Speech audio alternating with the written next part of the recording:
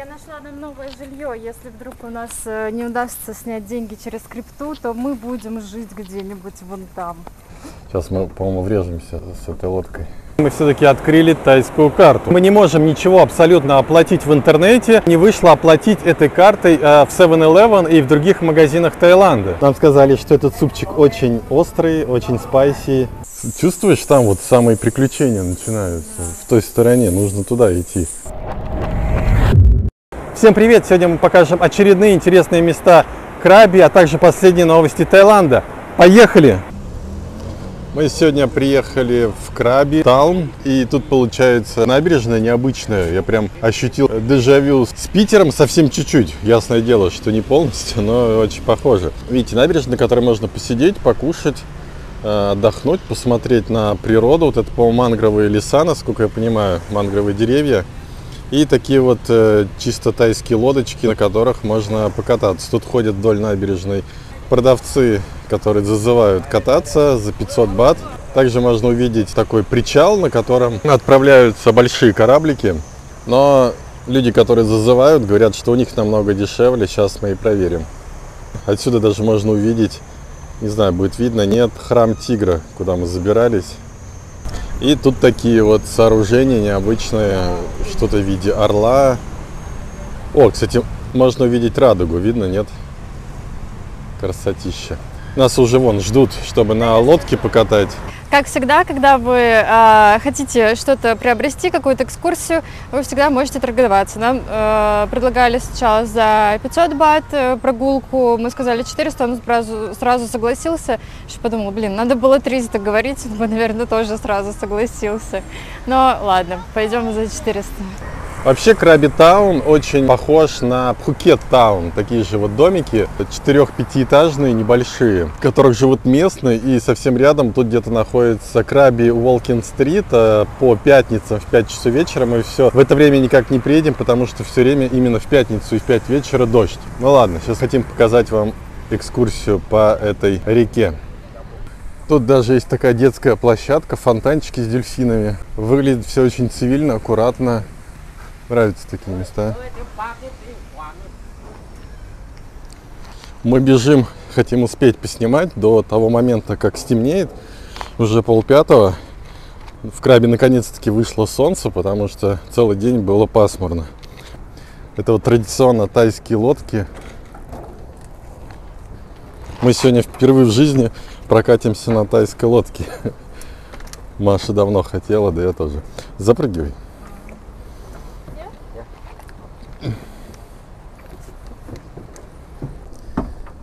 Скоро будет заводиться мотор. Насколько я слышал, в тайских лодках везде вот именно такой автомобильный двигатель, который заводится. Он очень громкий, шумный.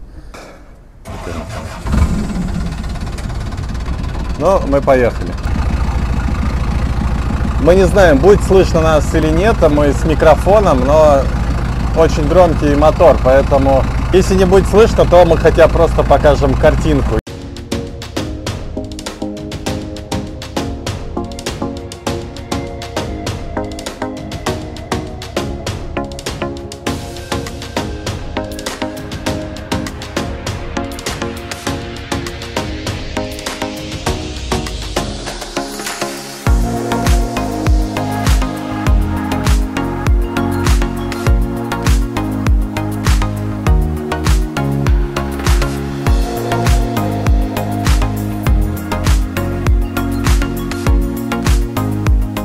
Это мангровые леса, и вроде как есть прогулки по этим мангровым лесам. Там, если присмотреться, можно увидеть такие отверстия, куда можно вот заплыть и там где-то вот бродить, плавать. И начался такой слепой дождь, можно заметить. Вроде ярко светло, но идет дождь. Хорошо, что на этой лодке есть такой навесик, и он спасает. Можно заметить, прямо посередине реки такой островок, видите, небольшой. Можно очень легко на лодке заехать на мель, поэтому надо быть аккуратным. Мы подплываем к этим горам большим, они уже прям совсем близко к нам. И слева какое-то такое необычное сооружение, мы так и не поняли, для чего это нужно.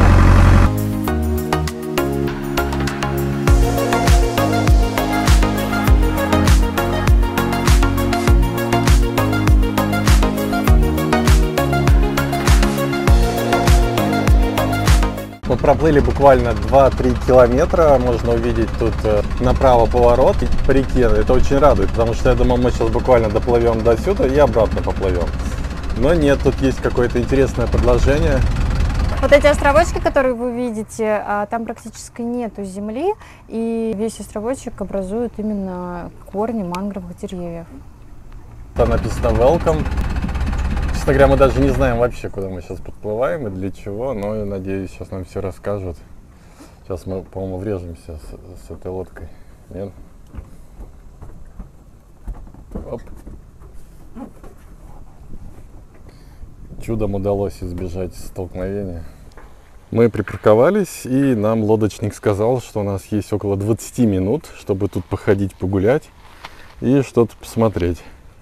Можно тут увидеть красно-черного орла. Кстати, мы довольно часто видели и на Пангане, и на Пхукете, и на Крабе этих орлов. Они прям кружат на 500-600 метров в высоте.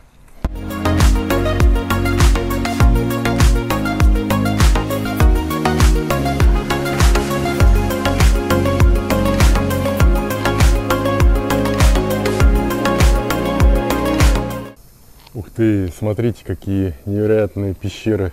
Можно прям туда залезть. Маш, будешь залазить? Я нашла нам новое жилье. Если вдруг у нас не удастся снять деньги через крипту, то мы будем жить где-нибудь вон там. Такой неплохой вариант, и контент будет. Дождь пошел, поэтому мы сейчас, скорее всего, хотим туда пролезть, хотя бы чуть-чуть посмотреть. Делаем на свой страх и риск, потому что тут, честно говоря, никого нету рядом. Такой запах необычный. Как будто бы сера вместе с каким-то таким соленым вкусом. Смотрите, есть пещеры прям. Туда можно залезть, но мы туда лезть не будем. А там нужно, конечно, освещение, чтобы пройти. Сейчас попробую это сделать. Маша сейчас еще свой фонарик достанет, айфоновский. И постараемся посветить. Как тебе запах, Маш? Ой, нет, это мне очень нравится делать. Чувствуешь, там вот самые приключения начинаются. Да. В той стороне, нужно туда идти. На самом деле там вот чувствуется, что еще проход где-то на метров, не знаю, 50-60, а со всех сторон слышно пищание. Вот слышно вам, нет? И это все летучие мыши. И запах тут как будто вот в зоопарке. Честно говоря, я очень люблю летучих мышей, а Маша нет. Маша уже убежала. Ну ладно, пойдем дальше гулять. Но мне эта пещера максимально понравилась. Маша сказала, что туда залетела летучая мышь. Но мы проверять не будем. Смотрите, какие прям такие норы невероятные. Это вот все сделала природа. Конечно, диву даешься. Погода очень странная, потому что идет дождь и одновременно солнце. Ну ладно. Сейчас мы вам еще немного покажем скалы. Тут их просто вот невероятно много. Смотрите, даже сделали специально такую лестницу наверх. Сейчас мы по ней обязательно залезем. И еще одна лестница куда-то вот ведет на чердак. Такое ощущение. Причем лестница наверх, и внутри там еще какая-то одна лестница. Маш, полезешь? Угу. Полезешь? Угу. Тогда или нет? Ну, сейчас туда зайдем, если там останется время, то полезем. Да, сейчас мы полезем туда, как раз у нас время еще есть, 10 минут. Вам, конечно же, все это покажем. Очень необычно, я такого еще нигде не видел. Ну что, мы идем смотреть. Сейчас уже, правда, темновато, но, надеюсь, наши фонарики сумеют осветить темные стороны этих пещер. Все прям сделано, такое ощущение, как из какого-то такого необычного сплава. Ух ты, прям наверх куда-то уводит. Ух ты, там получается сквозное такое пространство, и наверху как сталактиты такие висят. Будем надеяться, что сегодня ни один не отколется, и мы останемся живы. Тут уже нету никаких летучих мышей,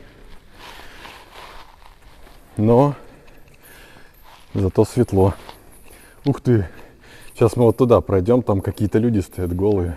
Идем по дорожке.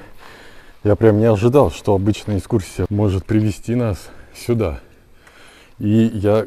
Ух ты, смотрите, прям такие останки большого какого-то человека. Ну, 3 метра, наверное. Эта пещера как раз-таки и интересна вот этими останками. Я, когда посмотрела на Google картах, думала, интересно, нам удастся увидеть эти останки или они уже являются каким-то музейным экспонатом. Удивительно, что, в принципе, можно подойти, их даже потрогать, там, я не знаю, там кусочек себе взять, кто не боится. Ну, это шутка, конечно же. Неизвестно, останки чьи это, но есть такое поверье, что в буддизме Будды, они намного больше людей. Возможно, это какие-то останки их, но я не буду утверждать, что это действительно так. Это просто мое предположение. Сейчас немного пройду с этой стороны. Такой пароход, и внизу видно какой-то первый экспонат. К нему добраться не так просто. Видите, какие-то ступеньки наполовину сделаны. Но я постараюсь. Тут написано все на тайском. Я, к сожалению, тайский не понимаю. Но можно сделать вывод, что это, скорее всего, тайская армия, которая боролась за независимость лет 50-40 назад. Дальше проходим. Тут уже можно заметить вот эволюцию от обезьяны до человека. И вот эти вот самые люди, это вот что-то среднее между обезьяной и человеком. То же самое касается и этого экспоната. Тут уже вот человекоподобный добывает огонь. Уже можно увидеть, что он не горбится, но это тоже идет полным ходом добывания огня.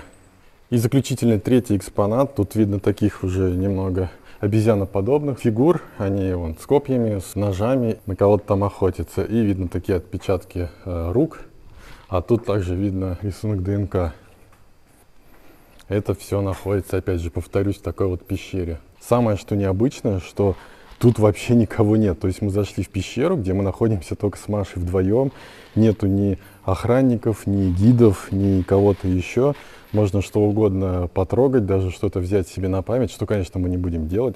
Согласно легенде, это огромный человек, который ростом 5 или 6 метров. Если вы увидите рядом с ним, обвит он чем-то змееподобным. Вот. И считается, что это человек, да, а вот это змееподобное, это тоже человек, он называется Нага. И как раз-таки это все соответствует мифам и легендам Таиланда. Считается, что это настоящие реальные останки, но есть на самом деле и другая версия, что на самом деле это пластиковая копия реальных останков, которые нашли. Но нам остается только догадываться, потому что правда неизвестна. Остается только верить на слово, это легенда. Скорее всего, это, конечно же, неправда. Вряд ли будут кости лежать, которым там несколько тысяч лет, не знаю, даже миллионы лет, под открытым небом, без какого-то специального заграждения, и даже тут ни одного охранника нет. То есть бери вот череп, уноси, никто тебе ничего не скажет. Поэтому просто верим на слово.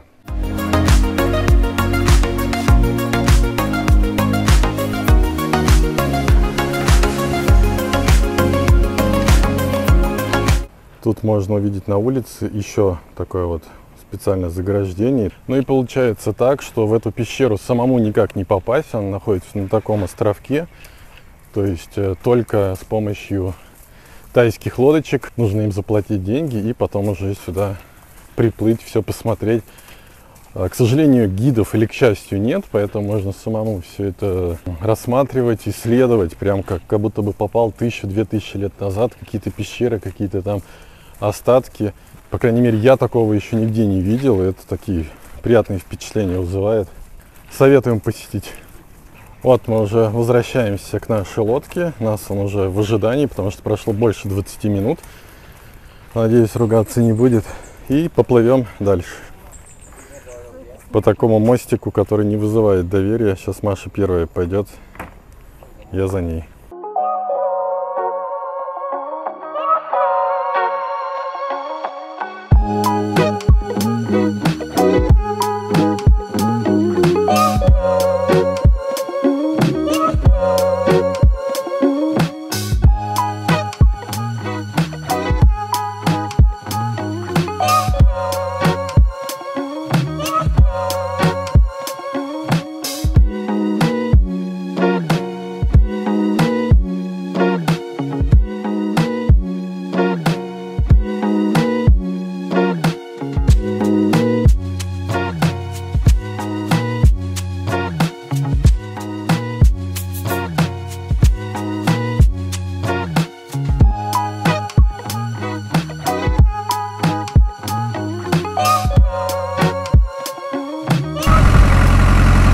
Тут можно увидеть уже абсолютно другой Таиланд, который мы не привыкли видеть. Видите, такие домики на специальных сваях, по сути, живут на воде, очень необычно.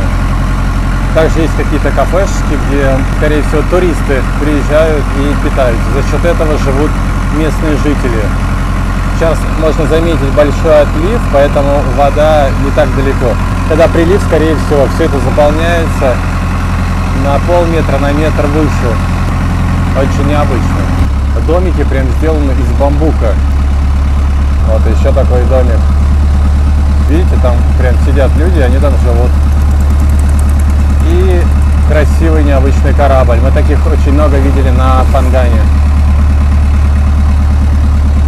Катание на такой лодочке по вот этой вот главной речке Краби, на самом деле невероятный восторг. И самое крутое ощущение — это то, что ты когда тут едешь и когда побываешь в пещере, возникает такое что-то первобытное, и это прям невероятно интересно. Я так понимаю, закончились эти домики. Это, по сути, скорее всего, бесплатное жилье. Взял, сделал из чего можно и живешь тут. Очень необычно. Под вечер после дождя уже такая приятная прохлада и свежесть. Прям едем, наслаждаемся.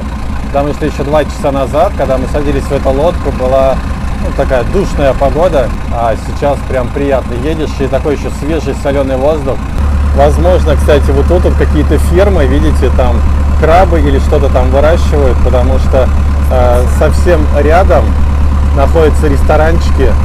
Тут могут быть фермы всяких морепродуктов. Скорее всего, так и есть. Сейчас проезжаем место, где реконструировали баржу или делали какой-то новый пирс. И чем мне нравится Таиланд, что тут все время, где бы ты ни приезжал, что-то постоянно делается. Там дороги какие-то делаются, новые здания, еще что-то. Многие считают, что это страна третьего мира, но тем не менее тут постоянно идет эволюция и улучшение. То есть все деньги направлены на улучшение внутренних благ страны. И это, конечно, радует. Вот мы проезжаем мимо мангровых деревьев. Если присмотреться, там иногда можно увидеть обезьянок. На камеру не удалось запечатлеть, но они были, несколько штук. Видят лодку и сразу убегают внутрь. А если посмотреть вдаль, если не присматриваться, что это мангровые деревья, как будто бы какие-то сосны, такое ощущение, в Ленинградской области плывешь по реке. Мы уже подплываем к тому месту, откуда отчаливали.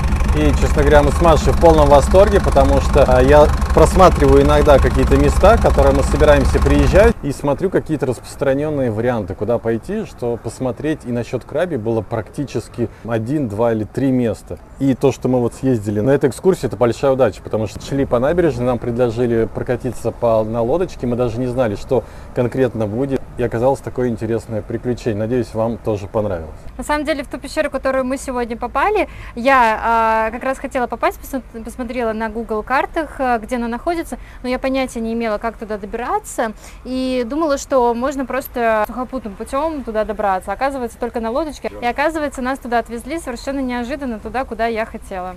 Так наши планы путешествия обычно мы и строим. Все, мы уже откатались, и нам сейчас рассказывают ценники на другие различные экскурсии, которые, возможно, мы побываем. Можно увидеть уже такой приличный отлив. Маша все выясняет по поводу новых экскурсий.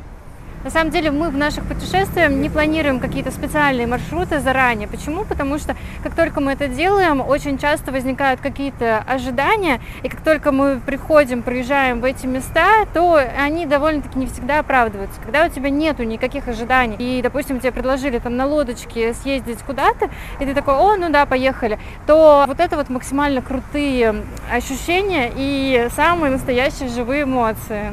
Мы вот решили пройтись по набережной, показать вам красоты. Чем меня удивляет Краби, можно увидеть такое вот уличное освещение, которое выполнено просто с такими нереальными крутыми фигурами. Это единственное место в Таиланде, где таким образом сделано. Это просто нереально. Вот еще одна фигура, такой большой орел. Можно заметить, тут много людей, они приходят по вечерам сюда, чтобы посидеть. И то, что мы хотели вам показать, скульптура краба. Очень многие думают, что название провинции Краби из-за того, что это как-то связано с крабами, которых тут огромное количество. Но на самом деле это не так. И сейчас Маша расскажет, почему. Правильное название провинции на самом деле звучит как Краби с ударением на последний слог и переводится как меч. И вопреки всеобщему заблуждению совершенно никакого отношения к крабам не имеет. Можно отсюда видеть, где мы только что были. Мы были где-то вот у подножья той горы. Мы заметили полицейских, которые смотрят за порядком, и мы сразу одели полностью маски на нос, чтобы нас не оштрафовали, потому что мы слышали, что штраф что-то там от 20 до 40 тысяч бат. Ну, если на наши перевести, то это уже можно iPhone, в принципе, купить на эти деньги. Если на байке едешь, там штраф будет намного меньше. Первый штраф что-то там от 1 до 3 тысяч бат. Если второй раз тебя поймали, 20 тысяч бат, и на третий раз что-то там в районе 40 тысяч бат. Когда тебя видят просто на улице и ты без маски, то могут уже выписать, по-моему, сразу 20 тысяч бат единоразово. Поэтому на нас так посмотрели, мы там фотографировались сейчас с крабом, без масок. Мы сразу их натянули, прошли мимо, нам ничего не сказали. Рядом с этим местом находится вечерний рынок. Он уже вовсю функционирует. Нам приглянулся этот рыночек. Это не так называемый Walking-Street рынок, это немного другой, но он нам очень понравился. Тот рынок, который Walking-Street, он по пятницам, сегодня четверг, поэтому мы сделаем небольшой обзорчик на него. Итак, очередной тайский рынок на очереди. По отклику от наших видео мы поняли, что тайские рынки очень нравятся нашим подписчикам так же сильно, как и нам, поэтому мы сейчас сделаем небольшой такой обзорчик.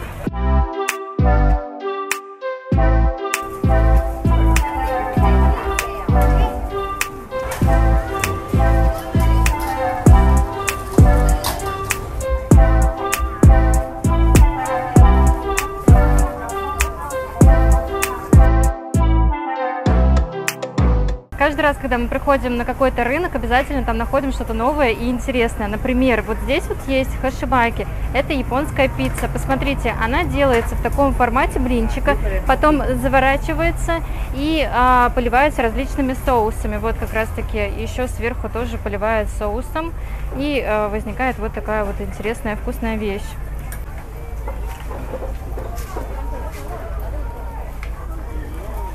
Наши любимые шпажки, это вот морепродукты, они довольно вкусные. Всего 10 бат вот такие вот сосиски уже с соусом.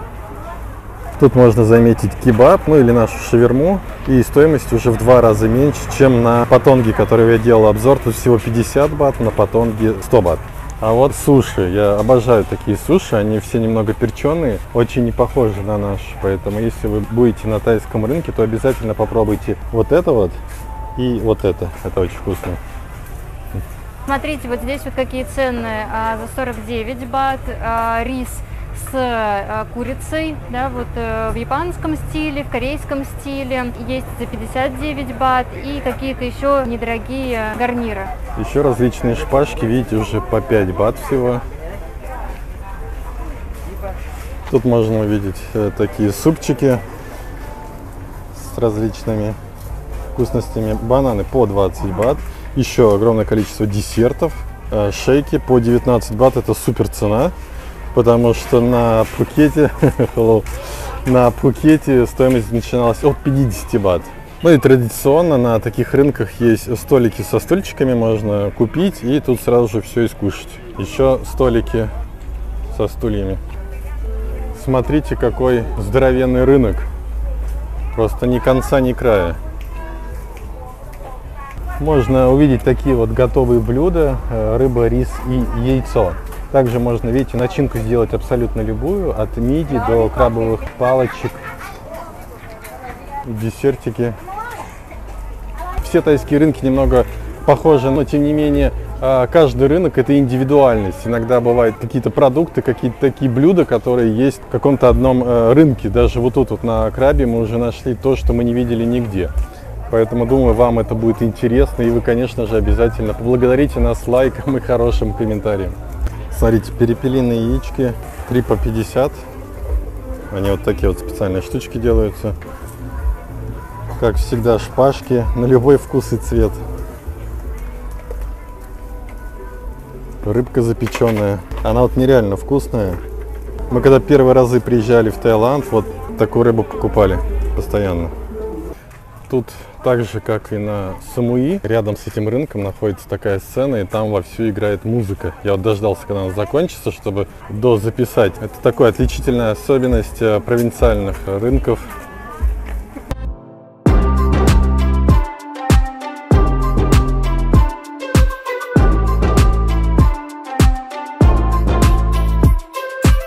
Тут можно увидеть, судя по этикетке снизу, что тут все очень острое. Видите, оно на пару делается. Вот этот способ приготовления считается самым полезным. Маша, как всегда, смотрит какие-то тайские вещи. У нас уже некуда девать чемоданы, мы их все оставляем в разных местах. А она все смотрит. Но это все делается для контента. И сушеная вкусная рыбка. Я уже себе прикупил, поел. А она прям тут вообще недорогая и очень вкусная. Когда идешь на тайском рынке, отовсюду большое количество запахов, просто смотришь по сторонам. Я, в принципе, не хотел есть, потому что мы за час до прихода в это место уже поели, но вот идешь, запахи эти чувствуешь, и уже хочется что-то отведать.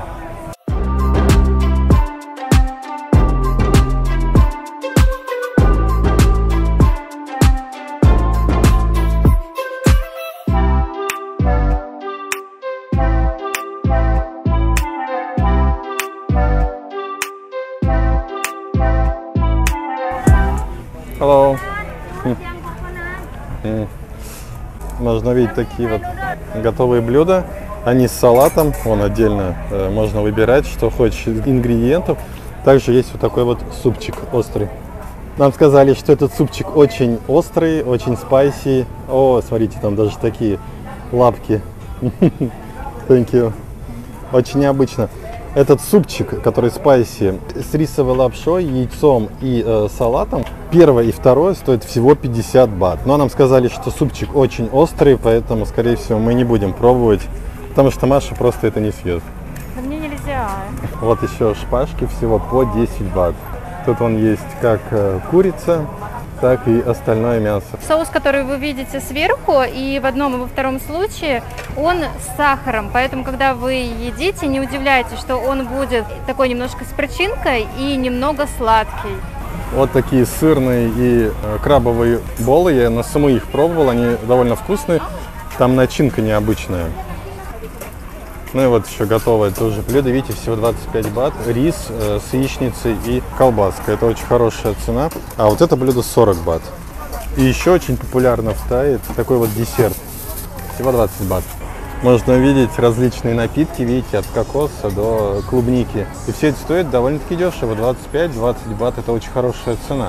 Повторюсь, на Пхукете, на Паттонге цена была в 2-3 раза больше. Ну, потому что там курорт, а тут для местных. Маша решила попробовать фэшн-фрукт смузи за 30 бат. Вот сейчас попробуем, как оно. Вот как готовится, видите, там наливается немного этого самого фрукта. И туда добавляется, как думаете, что? Тайцы очень любят класть глютамат натрия, это усилитель вкуса, и кладут его абсолютно везде, где только можно. И фрукт, и в шейки, и в обычную еду и так далее. Смотрите еще, что интересно. Вот это компот из такого фрукта, называется салак. Вот, то есть он изначально сварен, но он холодный. А это компот из фрукта, который называется ланган. Вот доделывается Машин напиток, то есть, видите, там прям реально смузи. А тут мы уже нашли пад-тай. Сейчас по стоимости 50 бат. Vegetarian food, видите. Тут без мяса, тут в основном тофу. Здорово, необычно. Обычно считается, что вегетарианская еда очень дорогая, но вот пад-тай для вегетарианцев всего за 50 бат, как видите. Для девушек есть специальные места, где можно сделать ногти. Все, похоже, Маша созрела для того, чтобы купить японскую пиццу. И вот так вот происходит готовка японской пиццы.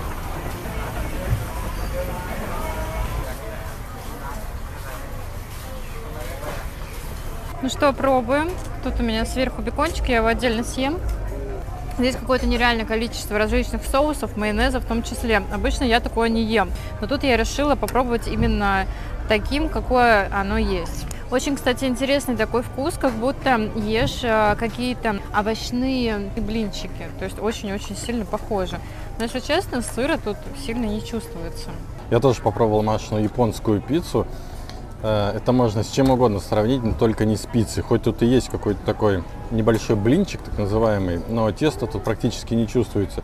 И по ощущениям больше было похоже именно на суши. Вон те самые тайские суши, которые я вам показывал, которые острые, которые мы пробовали еще в Самуи, вот примерно один в один. По поводу шеков, кстати, я все не могла понять, почему у меня не получаются они такими вкусными, как тут. А оказывается, все дело в глютамате натрия, который они абсолютно везде кладут. Название этого рынка выглядит именно так, потому что мы в Google картах так и не нашли название. Теперь перейдем к новостям Таиланда. И первая новость — это то, что мы все-таки открыли тайскую карту. Первое, что нужно было сделать, это получить так называемый Certificate of Residence в миграционном центре. На Пангане он стоил 1500 бат. И нужен был только загранпаспорт, фотография на белом фоне и регистрация жилья на любой срок. Далее мы поехали, конечно же, в отделение банка, которое находилось на Самуи. Поехали мы в район Найтон, где находится головной офис Бангкок-банка, где мы потратили всего час времени и 2100 бат, из которых 520 бат сразу же положили нам на счет.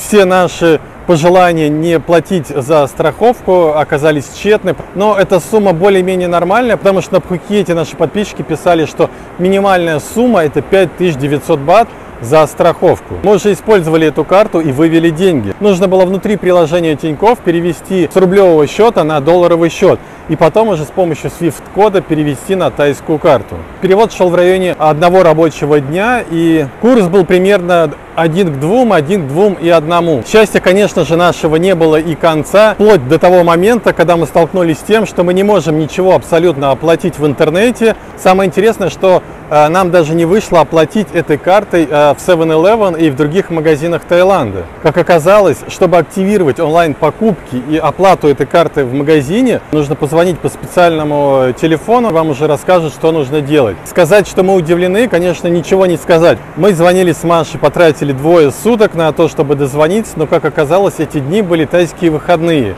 и поэтому нас просто сбрасывали. А получится у нас подключить дальше онлайн-оплату, а также оплату карты в магазинах, уже мы вам расскажем в следующих сериях. Также, кому интересно, на просторах интернета нашел следующую информацию. Если снимать баты через карту Россельхозбанка с Union Pay, то курс выходит 1 к 1,91. Это идет уже вместе с комиссией, но это уже при снятии от 30 тысяч бат. Курс сейчас намного выгоднее, чем был последние годы. Это, конечно же, большой плюс. Минус, конечно же, в том, что нужно заморачиваться с тайскими картами, нужно подключать различные услуги, а также покупать российские карты, которые стоят недешево, там, насколько я знаю, 10-15 тысяч стоит карта Union Pay. Следующая новость о том, что на островах Пхукет, Самуи и Ко Чанг хотят открыть абсолютно все заведения без каких-либо ограничений. Но это пока в планах. Сбудутся ли эти планы или нет, посмотрим. И следующая новость о том, что в первые 2 недели мая на остров приехало около 182 тысяч людей.